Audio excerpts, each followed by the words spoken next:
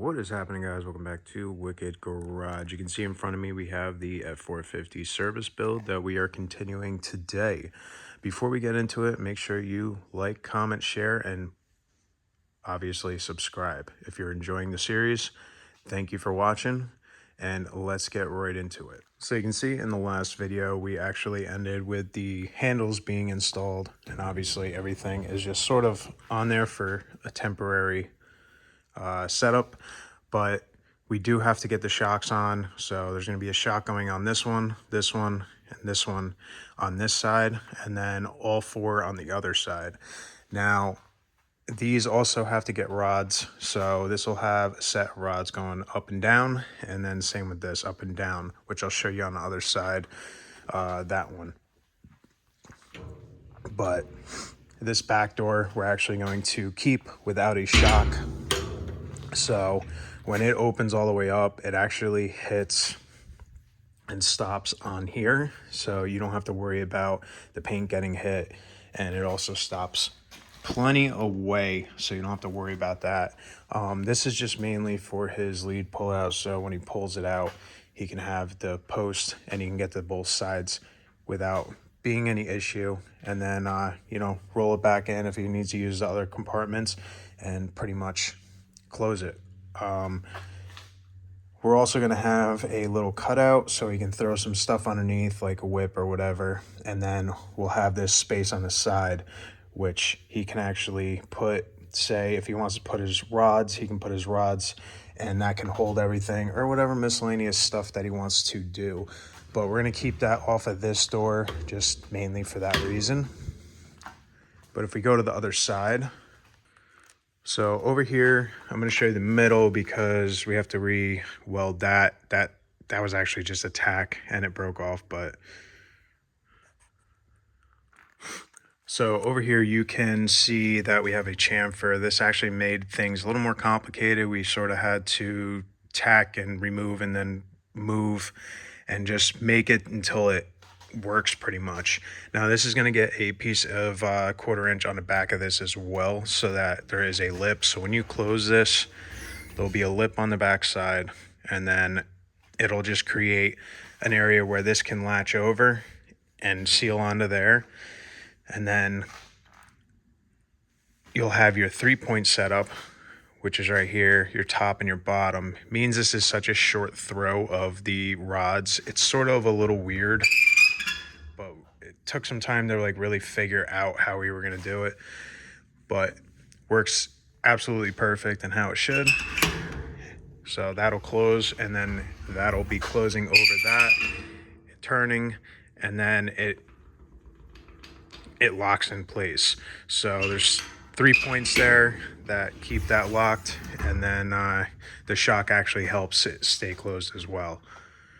But we only have to do this one, which is the only one that's left because this is just going to be rigging stuff. So we can put a shock in this one, and then we have to put a rubber bumper on this,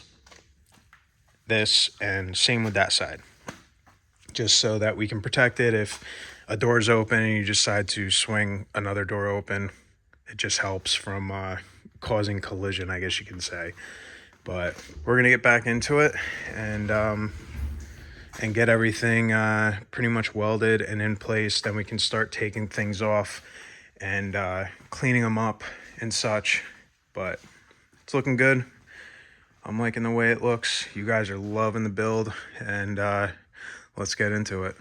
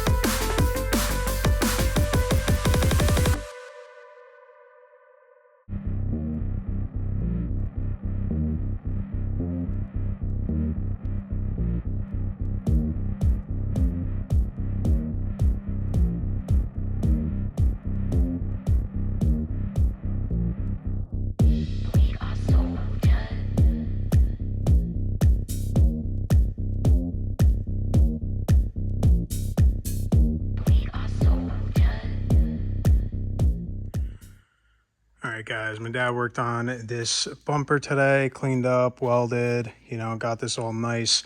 Got most of this welded. There's some more that has to be, you know, welded and then ground down. Welded all the back, while that piece is up. Now we're gonna flip it down so that we can get under the front lip so you don't have to do an overhead weld. And we'll do our light brackets for the license plate, as well as weld all of our mounting points for the aluminum marker lights and sensors and such and strobe. We pretty much finished the doors. We got that side done, and then we just finished this side. So our big door has the rods. A lot easier to do these. Took 2 seconds to do these. Not literally, but compared to time we spent on the middle doors. But these have a longer throw, so they're a lot easier to work with. And then this was a majority of the work. We bent these so that when you tighten it, they're pretty much straight. This is a little overbent, but we're just sloppy. But that's how they go. And then on this side, we welded the 2-inch, 1/4-inch piece, welded that up. Obviously the shocks are not on it right now. And then we have a piece for the arm that comes out, or this roller that comes out. So when you close it, that'll come behind it and give the compression lock, as well as this will go behind the lips like I explained before. So that'll go there. They lock perfect. And obviously things are going to wear in. When everything's new, it's a little bit more tight and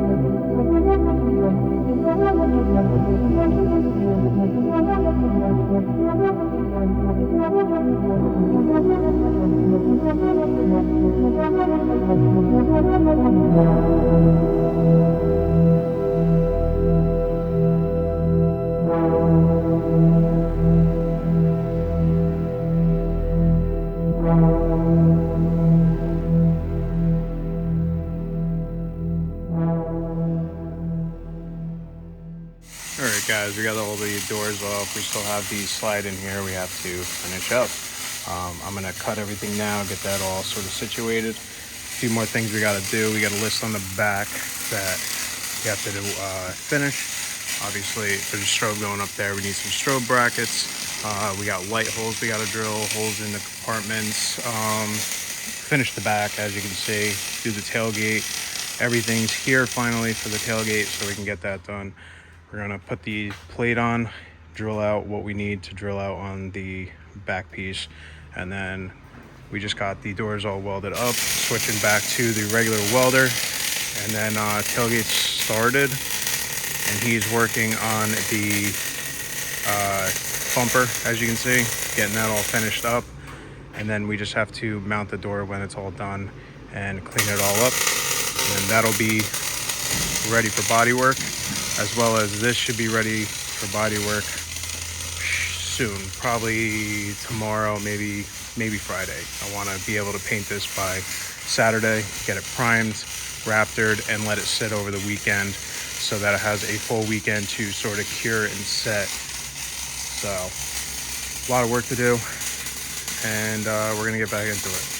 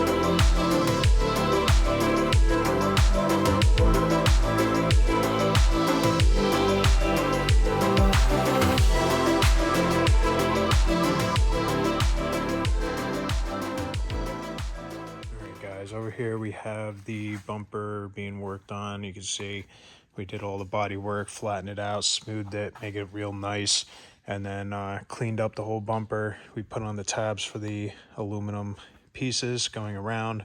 The back will house strobes, parking sensors, and marker lights. That'll have a marker light, strobe, and then a marker light on the side. We have the marker lights, which will act as our license plate lights in the back. And then we just got to drill some holes for the license plate. But over here, it's coming together. There's just a lot of little things that are left. Drilled out all the holes for the floodlights, as you've seen, and they are very bright. So with one, it lit up this whole entire area. So imagine having all four on, you're to be lit up like stadium lighting pretty much. And they're 360, so they spin all the way around. But we got 4 of those, 2 in the back, 2 in the front, and then we have all of our tabs welded on the bottom right here. We still have to do our mud flap, which we're doing out of aluminum.